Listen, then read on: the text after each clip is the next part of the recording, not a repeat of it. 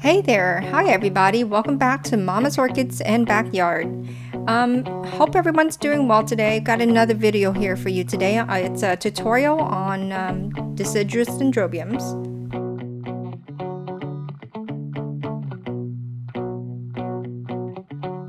In this video, I'm going to share with you my experience with growing Deciduous Dendrobiums outdoor. And I grow in Zone 9, Gulf Coast area. My summers are very hot and humid, of course, and that's the most concerning. All the other seasons are perfect for Deciduous Dendrobiums here, especially the winters.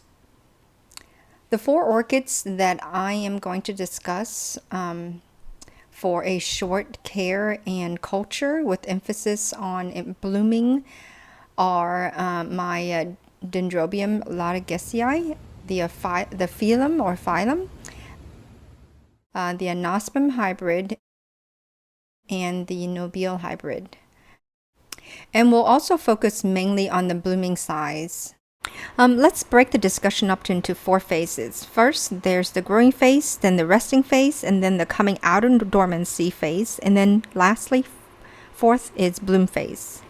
For the growing phase, which begins in the spring and it carries through the summer and some of the fall, depending on where you are, it all depends on the temperature. If it gets really cold quickly, then the fall would probably be a resting phase for you. For me, since I'm in Zone 9, it's very warm here during the fall. It's actually very ideal for this orchid at that time.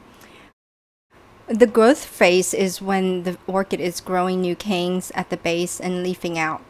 Some dendrobiums will grow new canes simultaneously when the blooms are opening. Dendrobium lattigesii will do that. The orchid will also grow new kekies in the spring instead of blooming if it was getting too much water and not cold enough weather. If there are kekies, I would recommend removing the kekies if it has about 4 to 5 root to sustain itself. Then pot those kekies in sphagnum moss and keep it well watered. The new leaves are very sensitive on all deciduous dendrobiums, and they're prone to fertilizer burn and sunburn, as well as the top crown rot on the canes. When I spray fertilizer, I avoid spraying the little new growth directly. Just around the perimeter, around the area where the roots are would be fine. These are very fast growing orchids, so much that you can actually see changes almost every day during the growing period. They don't need very high light. It's best if they get early spring morning sunlight and filtered light the rest of the time.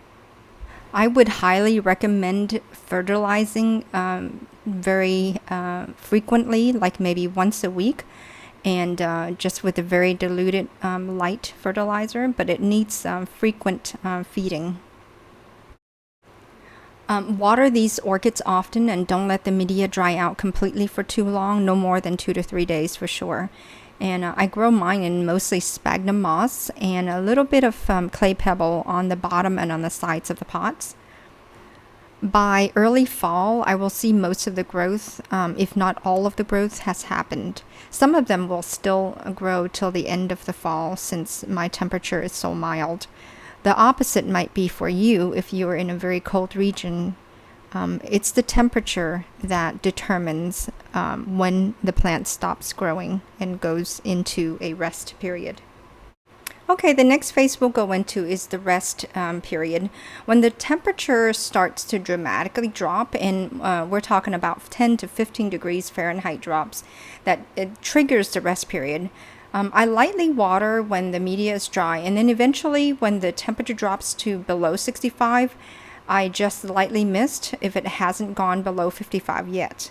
Now remember that there is a risk of rot if there's water on the orchid at below 50 degrees Fahrenheit. And the larger canes can go longer without any misting. It's the little dendrobiums, the lattigesii, is the one that you have to keep an eye on. The canes will shrivel up very quickly because it's very little stored in those skinny canes. A phylum is very tough, and the anosmum seems to be the toughest and can handle the coldest exposures. And these have thicker canes. This part of the rest period is what I call the deep rest period. It's the critical part. This involves getting the Deciduous Dendrobium to shed all its leaves. The great thing about these Deciduous Dendrobium is that you leave them all outside when it starts to go below 50, but not below 40, of course. For me, this is in the entire fall and a lot of the winter.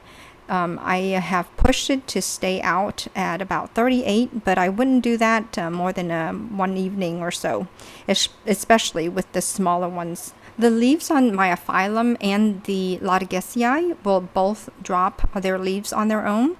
My anosmum is the one that took a long time to shed its leaf. I remember that it wasn't until I exposed it to about 40 degrees Fahrenheit weather and full sun, then all its leaves turned yellow and dropped the next day. All deep in January and February, I would expose these dendrobiums in full sun and keep it outside if it was at or above 38 degrees Fahrenheit. I would recommend finding a western facing side of the house with an overhang or a covered porch to prevent any of the rain from getting to the orchids. I hung mine on an arch with no light obstruction so that it would get cold wind and full sun all day long. I had to be careful though to move it when it was raining. I had to move it towards the overhang. It seems though that the more critical factor to induce bloom is to getting the leaves to shed with the long enough chill exposure in full sun, then making sure that the orchid didn't get a single drop of water all winter. Now that I grow fruit trees, I use the term chill hours, which I think growing Deciduous Dendrobium should be applicable to. I'm not exactly sure how often you need to expose the orchid to 40 to 50 degree weather. I exposed mine every chance I got. The next phase, the third one, is called what I call coming out of dormancy phase, and it's initiated by buds or kekies. Sometimes we don't know which is coming yet, but any signs of those growth is what I call coming out of dormancy, and immediately I support that growth with watering and fertilizing. Laodiceae had new growth at the base before I could even see the buds. Buds might have been there, but it was just not visible to me because it's so tiny. Laodiceae's new growth comes on the eyes of the old cane, and it will grow at the same time that the buds develop. It tends to have kekies at the very end of the last year's cane, even if the orchid has a good winter rest. It's just typical and normal to have a few kekies at the end of the cane for Laodiceae, so don't stress on that. I also have a couple of kekies on a phylum, but none on anosmum. A phylum showed signs of growth in buds, but no basal growth yet, and anosmum shot out new growth after it was done putting out buds. While it was blooming, though, I did see new growth. And my nobile hybrids would have new growth while the buds were forming. I immediately started watering when I saw that the temperature was creeping up consistently above 48 for as far as I can see in the forecast. There may be outliers, like a day or two, that there would be cold weather at 40 degrees or below, but it's just maybe a day or two, and I would bring the orchids inside. But most importantly, I made sure that I kept it well hydrated and I started feeding lightly. Next and last phase is the blooming stage. Anytime an orchid is in bloom, it needs more water to support the bloom. That goes with any orchids. I treat it as if there's new growth and new roots on the orchid. So I give it plenty of water to keep the buds happy, and a light fertilizer doesn't hurt either. And this last phase may or may not occur for some, so it's not necessarily a complete part of this cycle. You may skip the fourth phase, which is the bloom phase, and go right to the growing phase, back to the beginning again. Every one of my Deciduous Dendrobiums have a really sweet scent. They all have a fragrance, which is nice. The blooms didn't last very long for Laodiceae. It had the shortest bloom time for about 1 week because it had the thinnest texture to its bloom, and it was the smallest orchid in general. Iphyllum bloomed for about 10 days, and it also had a thin layer of texture in the bloom. Anosmum bloomed the longest. It bloomed for 3 weeks, maybe 3.5, 4 weeks even, possibly. I stopped counting after 3 weeks. And it had a thicker, waxier layer to its buds. I believe the main reason why my blooms didn't last very long is because my spring was awfully hot this year. It was in the 90s, early 90s, for many days. So after the bloom phase, we start the growth phase again, and that's at the beginning of this video. Now there's always overlapping phase, you know, one blends into another, a start or the end of another. I think that I could have gotten more blooms from these dendrobiums had I fed it more last year. I'm looking forward to more blooms next year. Well, I hope this bit of information is helpful to you. If you haven't subscribed to my channel yet, I would love your support.